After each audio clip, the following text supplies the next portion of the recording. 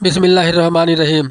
दोस्तों, बनी इसराइल में दो भाई थे जिनमें एक मुस्लिम था और एक काफिर। दोनों भाई मछुआरे थे। काफिर भाई बुत की पूजा करता था और जब मछली पकड़ने के लिए पानी में जाल डालता था तो उसकी पूरी जाल भर जाती थी और जाल खींचना मुश्किल हो जाता।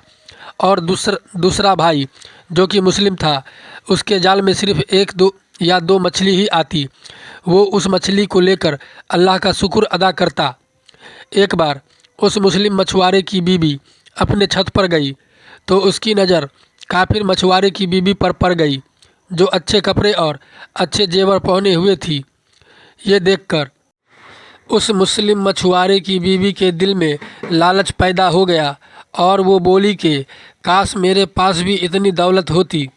ये सुनकर काफिर की बीवी बोली कि तू अपने शौहर को राज़ी कर ले कि वो भी मेरे शौहर के माबूद की इबादत करे, ताकि तू भी मेरी तरह दौलतमंद हो जाए। ये सुनकर मुसलमान की बीवी कुछ गमज़दा होकर नीचे आई। फिर जब उसका शौहर घर आया तो उसने अपनी बीवी को गमज़दा देखकर उससे पूछा कि क्या बात है, तुम इतनी उदास क्यों हो? तो उसकी बीवी बोली कि या तुम मुझे तलाक दे दो या तुम अपने भाई के माबूद की इबादत करने लगो। ये सुनकर उसके शौहर ने कहा कि ए अल्लाह की बंदी, क्या तू अल्लाह से नहीं डरती जो तू कुफ्र की बात करती है? तो वो बोली कि बस करो, इतनी बातें मत बनाओ, मैं इस तरह भूखी नंगी नहीं रह सकती। जबकि दूसरी औरतें और तुम्हारे भाई की बीवी को मैं देख रही हूँ कि वो अच्छे अच्छे कपड़े और जेवर पहने रहती है। जब उस मुस्लिम मछुआरे ने देखा कि उसकी बीवी जिद पर आ गई है और वो नहीं समझ रही है तो उसने उसे कहा कि ठीक है, तुम परेशान मत हो, कल से मैं मजदूरी करूँगा और खूब मेहनत करूँगा और मैं तुम्हें रोज़ाना 2 दिरहम देता रहूँगा। उन 2 दिरहम से तुम अपनी ज़रूरत की चीज़ें धीरे धीरे करके खरीद लेना। ये सुनकर उस औरत को तसल्ली मिली। सुबह सुबह वो मुस्लिम अपने घर से मजदूरी की तलाश में निकला, लेकिन कहीं भी उसे कोई काम नहीं मिला। वो इधर उधर फिरता रहा, लेकिन किसी ने भी उसकी मदद नहीं की।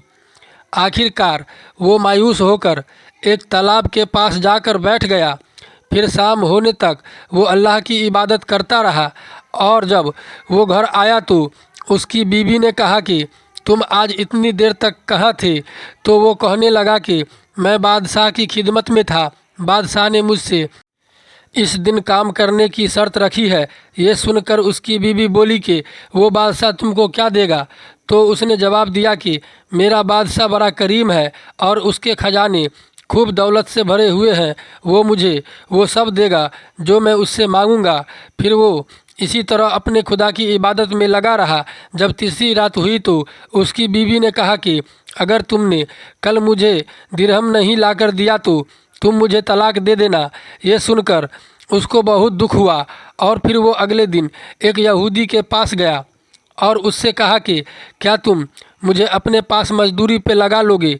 ये सुनकर उस यहूदी ने कहा कि हाँ, मैं तुम्हें मजदूरी पे लगा लूँगा, मगर एक शर्त है कि मेरे पास तुम्हारे खाने पीने का कोई इंतज़ाम नहीं होगा। ये सुनकर उसने उस यहूदी की शर्त मान ली और रोज़े की नियत करके वो उसके साथ मजदूरी पे लग गया। उधर दूसरी तरफ एक आदमी उसकी बीवी के पास गया।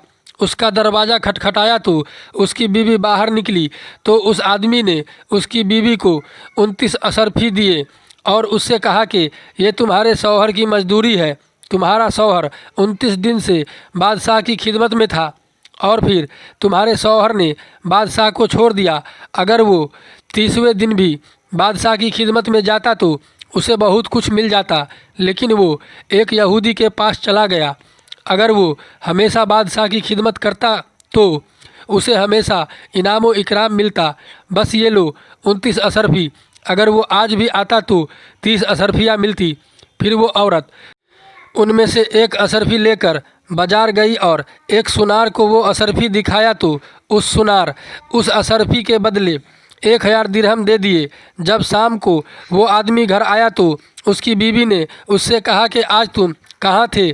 तो उसने कहा कि आज मैं एक यहूदी के साथ काम पर था। तो उसकी बीवी ने कहा कि आखिर तुम बादशाह की खिदमत छोड़कर किसी और की खिदमत क्यों करते हो? फिर उसने अपने शौहर को अशरफियों का वाक़या सुनाया, जिसको सुनकर वो आदमी रोते रोते बेहोश हो गया। जब उसे होश आया तो अपनी बीवी से कहने लगा कि अफसोस, मैंने दोनों जहां के बादशाह की खिदमत को अपने ऊपर लाजिम न किया। उसके बाद उस आदमी ने अपनी बीवी को छोड़ दिया और पहाड़ों पर चला गया, जहाँ खुदा की इबादत करके अपनी सारी ज़िंदगी गुजार दी और वहीं उसका इंतकाल हो गया। बेशक अल्लाह सब्र करने वालों के साथ है। दोस्तों, उम्मीद करता हूँ यह वाक़या आपको पसंद आया होगा। वीडियो को लाइक करके चैनल को सब्सक्राइब कर दें। खुदा हाफिज़।